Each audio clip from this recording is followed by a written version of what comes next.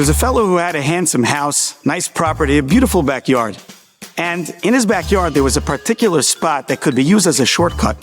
People would come and they'd cut through his property. They'd walk through that spot in his backyard. They were able to get through to get to a different street, be able to get to shul, wherever they needed to go. Constantly during the day and at night, especially over Shabbos, people were always walking and taking this shortcut to be able to save themselves time. And it was extremely disturbing and uncomfortable for the guy who owned the house. He had no privacy. There was hezek re'iyah. You never know when someone would be walking through his property.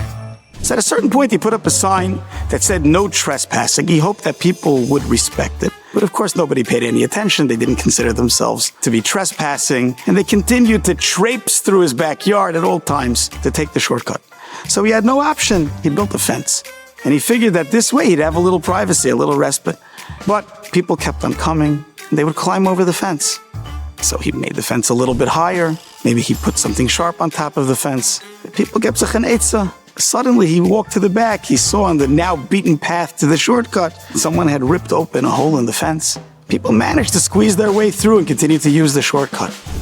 He thought for a while, and he hired a gardener to plant the most exquisite bed of magnificent flowers, roses, delicate, a beautifully arranged, broad bed of flowers that blocked the entire area where the shortcut was.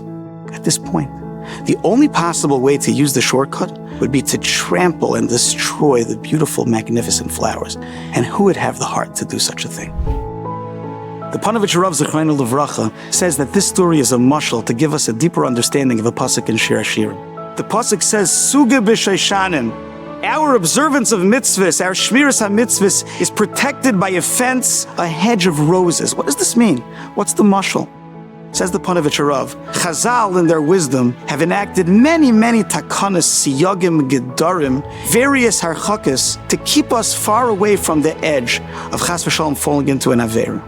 These take place, a mechitza, an isser of yichud, harchakas, waiting between basar v'chalav, and so many other areas. Many times we ourselves create harchakas for ourselves. We put ourselves a certain guideline in place. I'm not going to go to that place. I know it's a sticky situation. I'm going to install a filter. I'm not going to use that device. I'm going to stay away from that type of interaction.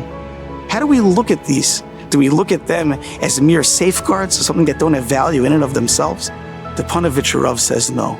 These are a magnificent bed of flowers, a bouquet of beauty to the Rabbeinu Shalom, that we show the Rabbeinu Shalom, look Rabbeinu Shalom. We're trying to be careful. This expresses the beauty of what the lengths that we are going, how careful we are. Rabbeinu Shalom, our relationship with you, your relationship with us, our closeness with you means so much. These harchakas that we take, Me'er Rabbi say, they're sheishanim.